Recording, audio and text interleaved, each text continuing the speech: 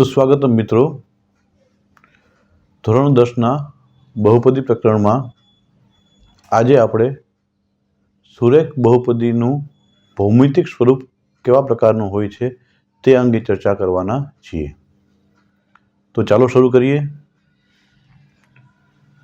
સુરેખ બહુપદીનું ભૌમિતિક નિરૂપણ। આપણે સુરેખ બહુપદીને જો આલેખ પત્ર પર નિરૂપિત કરીએ તો આપણે આલેખ કેવો પ્રાપ્ત થાય છે અને એ આલેખ દ્વારા આપણે શું પ્રાપ્ત થાય છે એ વિશે થોડીક ચર્ચા કરીએ। સૌપ્રથમ સુરેખ બહુપદી P of x બરાબર ax વત્તા b એક સુરેખ બહુપદી છે। ચલ છે x, ચલ x માં સુરેખ બહુપદી છે ax વત્તા b। અહીં શરત છે કે a બરાબર 0 હોવું જોઈએ નહીં। આવી બહુપદી માટે જો આપણે y બરાબર ax પ્લસ b નો આલેખ દોરીએ તો આલેખ છે એક અક્ષને બરાબર એક બિંદુ,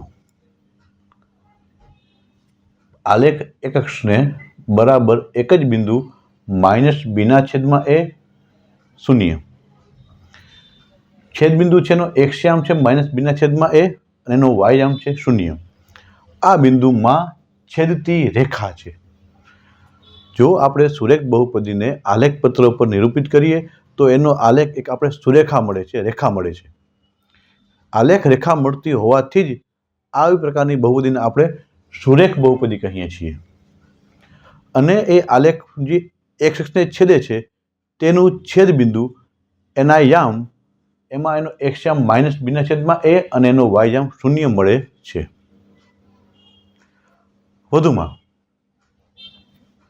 સુરેખ બહુપદી P of x બરાબર ax પ્લસ b જ્યાં a બરાબર નથી 0 ને એક જ 0 માઇનસ b ના છેદમાં a છે અને તે y બરાબર ax પ્લસ b નો આલેખ x અક્ષને જે બિંદુએ છેદે છે તેનો x યામ છે।